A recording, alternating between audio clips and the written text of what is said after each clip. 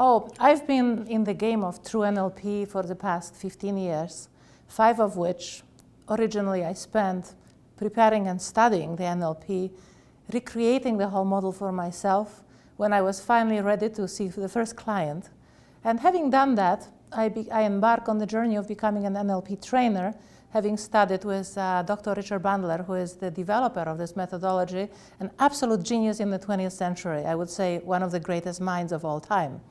So he has been my mentor, he has been my friend, and I would even say to some extent, maybe even collaborator, as I did ask him several questions on different complex issues that I've been working on. So NLP has been my passion for many, many years. I've been doing international programs worldwide, Indonesia, Europe, in the United States, in Canada. I've trained thousands of people ranging from salespeople to top athletes, CEOs, people that experienced a lot of personal problems and faced the end of the road, having spent 8 to 10 years in therapy, only to arrive on my plate. It's kind of a strange thing to say, arrive on my plate, but that's how it was, only to have those problems quickly solved. So it's been a journey of development, of creative expression, of continuous discovery, and also a never-ending journey of fascination, which leads me to new questions and new answers as I keep on going. You see, every client that I see is a book, is a new avenue for learning. It's a new platform to discover something. So every clinical case I see is a case of new development, a case of excitement, and also a never-ending journey of amusement, because I am entertained through the constant and never-ending progress and experience of growth that I'm experiencing and seeing in front of me in people that are actually transforming as a result of this amazing methodology.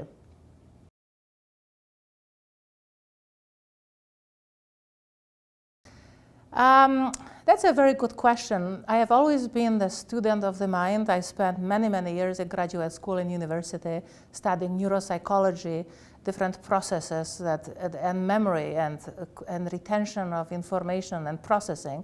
And when I found NLP in its pure form through Richard Bandler, I discovered that this is probably, and I found it's true, the most powerful method in applied psychology in existence. I have seen in it an answer to the question which I have always had. As a student of traditional approach to psychology, I always felt and knew there was something missing. And what was missing was the fact that even though people were always spending a lot of time searching for the cause of a particular problem, people still spend 8 to 10 years in therapy getting treated. Well, if someone spends 8 to 10 years in therapy, in my mind it doesn't work. Something has to work faster. And true NLP is a method which allows us to bypass the original formula of what happened, because people often don't even remember what happened, but focuses on the very process of the mind that's involved in creating the current state that people are in. Emotions don't happen by themselves. People do something specific in their mind behind the scenes. And when we know exactly what they do, we can go inside and change the very process.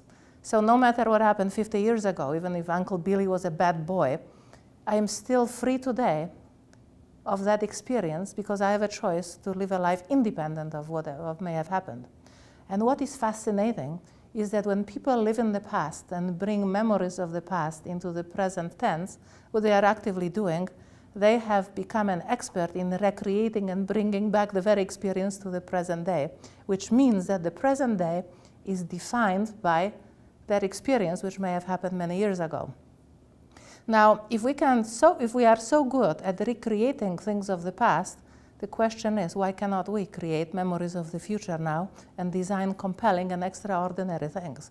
We are capable of traveling on the spectrum of time and space in either direction, and this is how we can see extraordinary achievements. When people have broken from the paradigm of believing that the only thing we have control of is memories of the past, establishing the fact that we are creatively designing the future in this moment, because today is the future of yesterday, the same as tomorrow is the future of today. Having said that, NLP in its true and pure form allows us to do just that, and this is why I think it's such an extraordinary amazing, powerful, and effective methodology.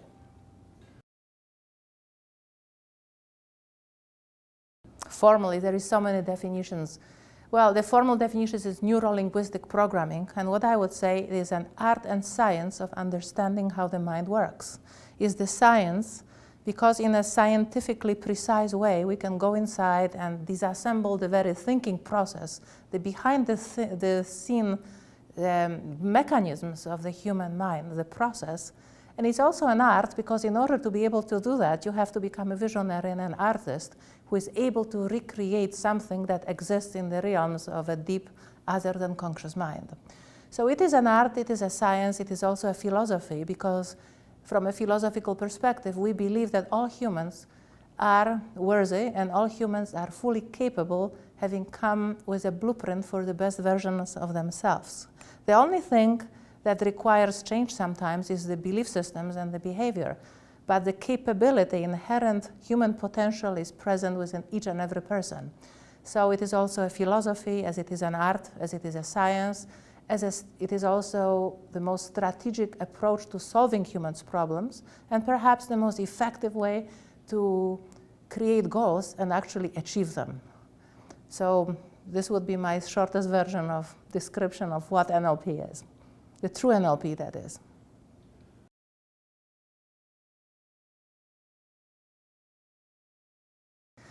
Well, I come from the formal school of thought, which is, I have done graduate work in structural linear equation modeling, which is statistical research methods. I've spent 10 years studying neuropsychology and memory functions. And then I shifted from this formal constraints onto the field of pure NLP and have been on that train ever since, having become a trainer.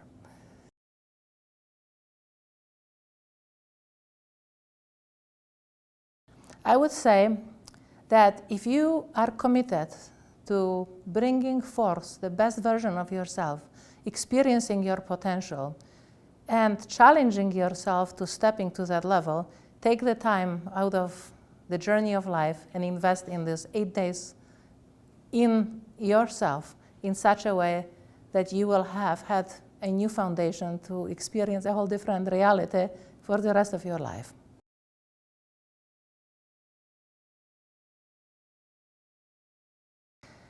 I've had a whole spectrum of attendees, people that range from rooms full of therapists who are actively seeking to enhance their repertoire of clinical applications possibilities. I've had people who are in sales who achieve a particular level of success and just couldn't go past that threshold to a higher level, and were looking forward to actually stepping up from where they plateaued, so to speak. I've had a number of people who are interested in personal development and investing in their own exploration of their own mind. And also people who went through many traumas in life. For instance, people such as one lady from Bosnia who witnessed her entire family being removed in 1997 and was a victim of recurrent nightmares and all kinds of psychological disturbances as a result of this experience, and she just wanted to remove those programs from her mind, which we successfully did. So, you know, it ranges from students to CEOs to people who manage large organizations, who manage sales teams, people who personally want to grow and expand, to people who are seeking professional development skills.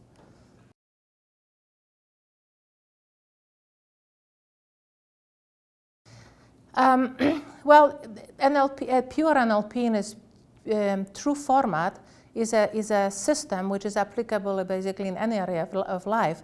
So from my experience, the people that benefited from this program were people who were looking to break through some barriers in their own life, perhaps removing programs of early childhood, traumas, memories, that kind of thing, to people who want to become more effective in managing teams of people, to become effective presenters, communicators, people who are in the business of understanding how other people think. So people who are on a platform of engaging with large audiences, people who are managing large teams of salespeople, people who are dealing with clients on a day-to-day basis, therapists who would like to enhance their professional skill, to people who are committed to achieving extraordinary goals and simply don't know how to do it because they do not have an internal program for achievement, that kind of thing.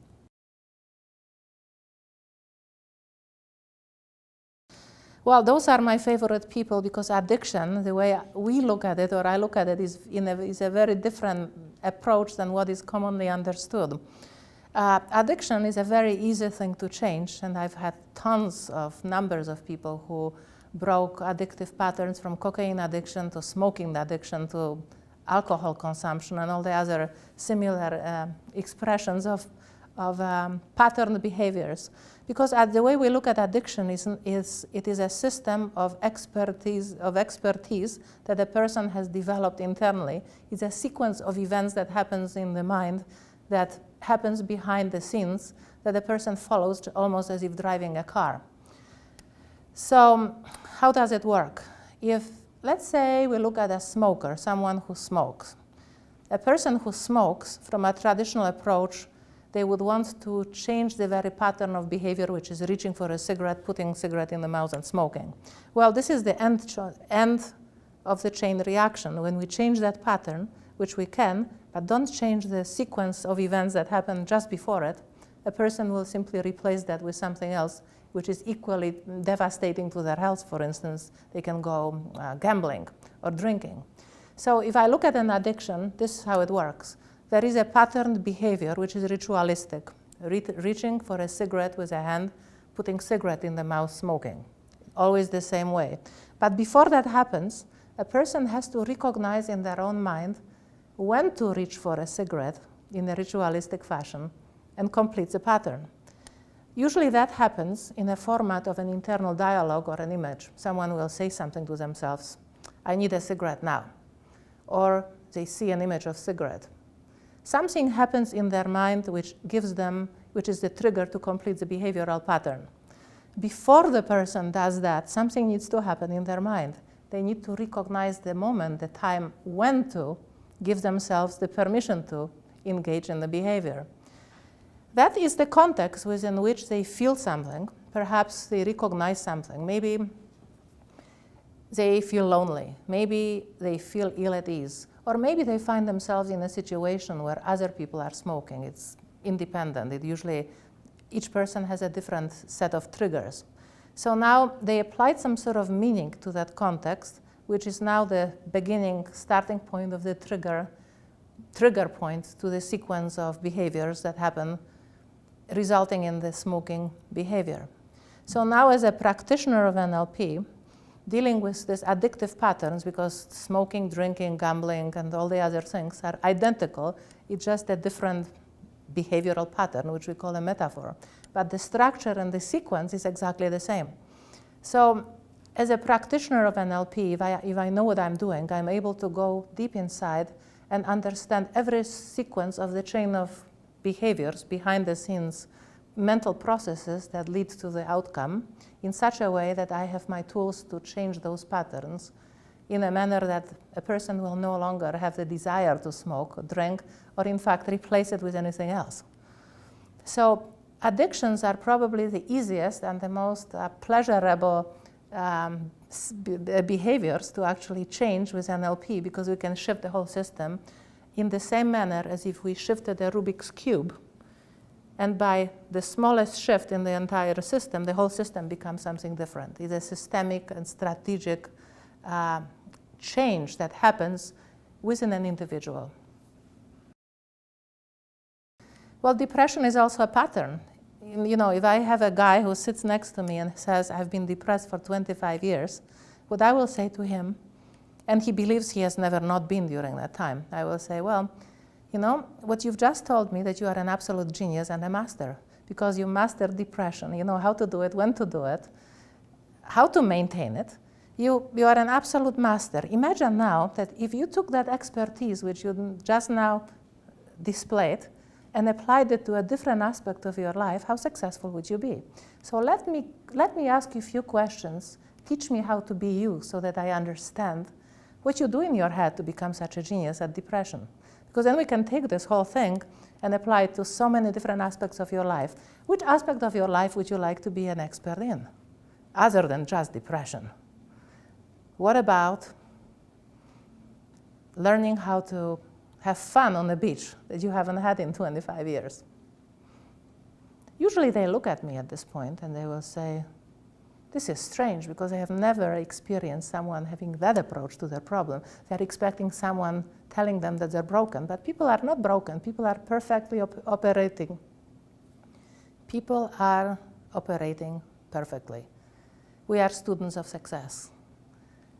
Whether we apply this label to something that we consider to be pleasant or not so pleasant is secondary, but we do something well. All the results that we have in life are a function of us having done something very well over a period of time. There is no question about that.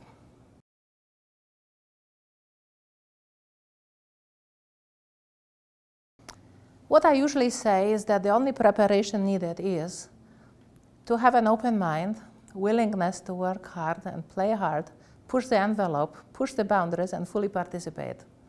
Because in those workshops, people will inevitably break through their own barriers and blockages.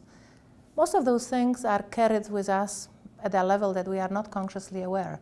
So during the very process of this learning, we will face those walls and we will have an opportunity to break through them. So the requirement to successfully participate in these programs is to be willing to do the work that's needed.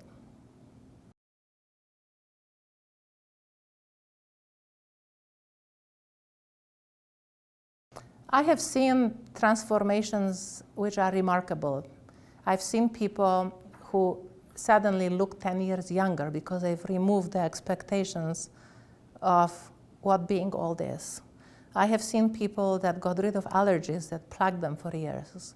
I have seen cases of people like my friend, he became a friend, he's a client, an engineer from Hong Kong who took this program in order to become more socially confident, suddenly develop or discover an amazing talent for poetry writing, music, and he also became a stand-up comedian on the side because that part of him remained dormant until a moment when it became awake and the guy started shining. So those things happen rapidly. You see, the brain of a human brain works really fast. It takes one time event to develop a phobia. Why would it take 8 years to get rid of it? That's a misconception.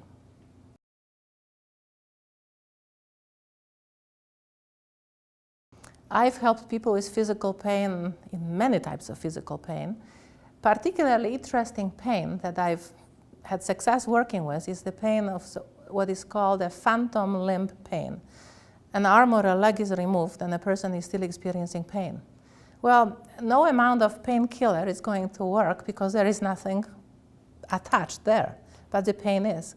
So what needs to happen is to remove the very representation of that limb which isn't there from the brain. The brain still thinks it's there, so it's recording a pain signal that is phantom. So it's an entirely different approach to pain than, let's say, traditional approach or over-medicating someone. So I'm able to do hypnotic inductions which facilitate people to go to a dentist and not have to be anesthetized. That's very easy to do.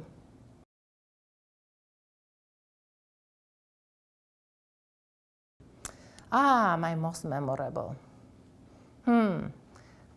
Perhaps a fellow who suddenly were able to learn the entire textbook in an afternoon, where before he believed that he was mentally challenged and had studying problems. He read the whole thing and he remembered, had a retention of about 95% of what was in that textbook. So to me that was a major success because this guy was underperforming academically and underperforming because there was a huge pressure placed upon him by his family. And I know what it's like because I grew up in the same kind of an environment and there was always that expectation. 95% wasn't good enough.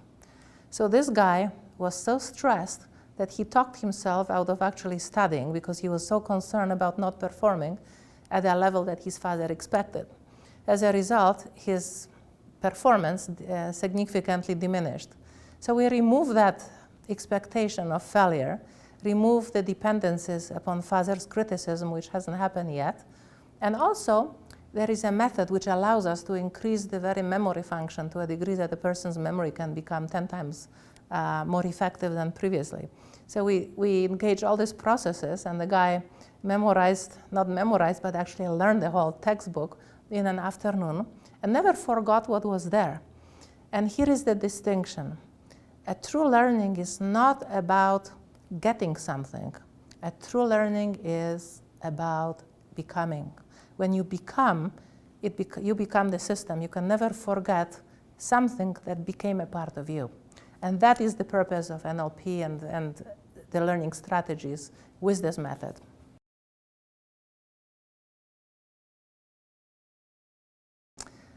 Those 8 days are quite a journey. The system of teaching and learning of NLP happens on multiple levels. It happens at the level of installation of what we call other than conscious mind. So the person learns something, but they are not yet cognitively aware that they know it. Then there is a whole system of cognitive teaching, where a person learns and becomes aware of what they learned. Then they observe demonstrations, then they practice the whole thing. And then there is a whole floor open to question and answer, because all questions are valid. Questions are very important because they give us an insight into how a person processes information. And the design of the program is such that people work on each other. They participate in disassembling what I call case studies, which are progressively more complex. They engage in all kinds of creative activities, observe things, and design intervention strategies with the purpose that at the end of the day, when they walk out of the room on day 8, they not only just got the whole system and the model, but they are also creatively able to use it and apply it. Because you see, in NLP, we have a bunch of techniques, hundreds of techniques. And I always say, techniques are useless unless you understand the system into which to apply them. And sometimes, when you understand the system and the very principles that govern those methods, you can create your own techniques that would be ideally suited to an individual that you are actually working with. So most humans who walk out of this room on day 8 not only get the methodology, but are capable of creative application, are creatively using it in a very sophisticated way, actually.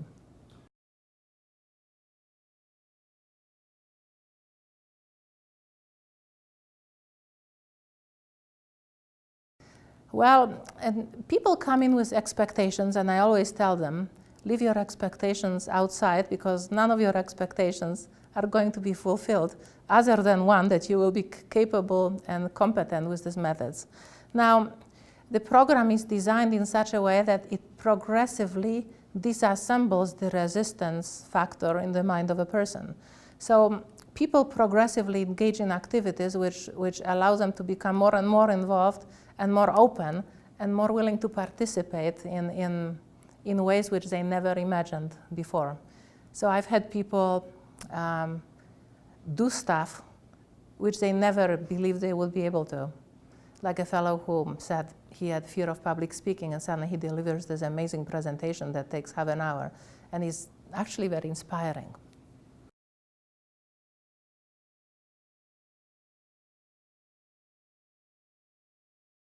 Well, there is lots of breakthroughs. There is a lot of, at some point, and I always say that on day 1, expect a lot of intense emotions. You may find yourself angry. You might find yourself confused. Confusion is a very good place to be, because from a place of confusion, new realities can be built. So the way this program is designed is such that on day 6, usually people's critical factor is going to kick off, because the mind is deliberately overloaded for the intent of their other than conscious taking over, and person's creative, intuitive flow become the primary way that they respond.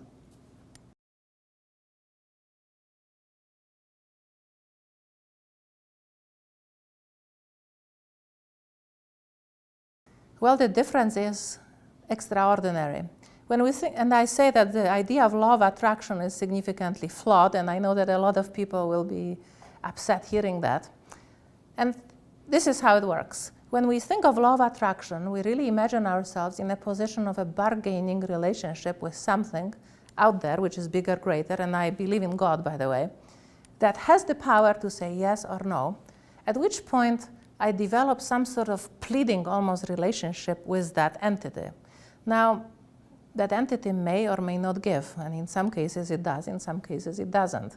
At which point people may ask themselves, what have I done wrong so that I wasn't given while he was? Now, when we put that aside and consider the very fact that Beethoven himself, when he wrote the Ninth Symphony, and I like to use this metaphor, in 3 months before his death, when he was completely deaf and blind almost, wrote this music. This music he created on a piece of paper with pencil on a piece of paper with pen. Did he create it? Well, in time and space he did create it, indeed. But he didn't create it. He recreated it from a place where it was fully present in his mind. He was an embodiment of this music. He was in an altered state. That music was fully alive and fully present.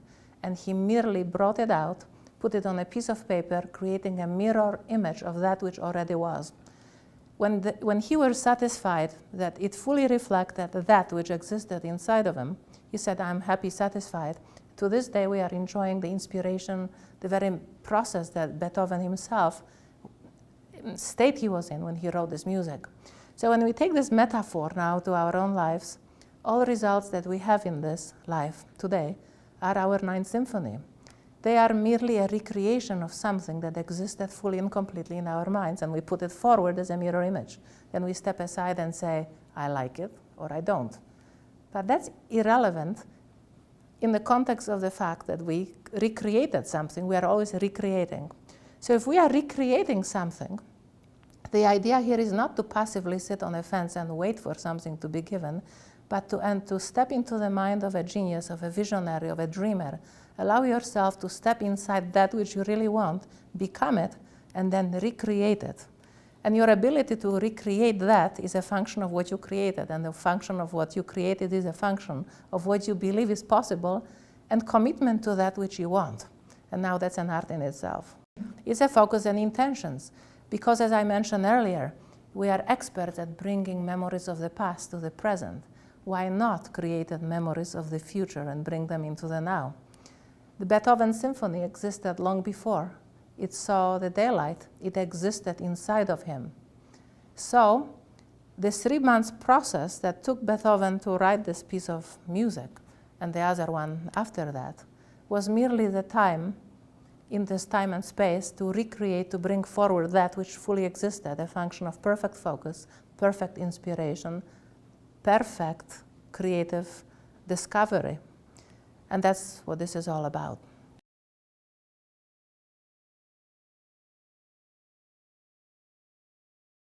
What I find, I would say, inspiring, perhaps no longer surprising, that no matter where people come from, what problems do they carry on their backs, and what their story is, they all share one common denominator. Within each and every person, there exists a blueprint of the best version of themselves. Each person has the same needs, the same desires, and the same potential in the 24 hours of each day to make it the most meaningful, the most profound, and the most transformative. It surprises me how consistent that has been over the years that I've been in this business.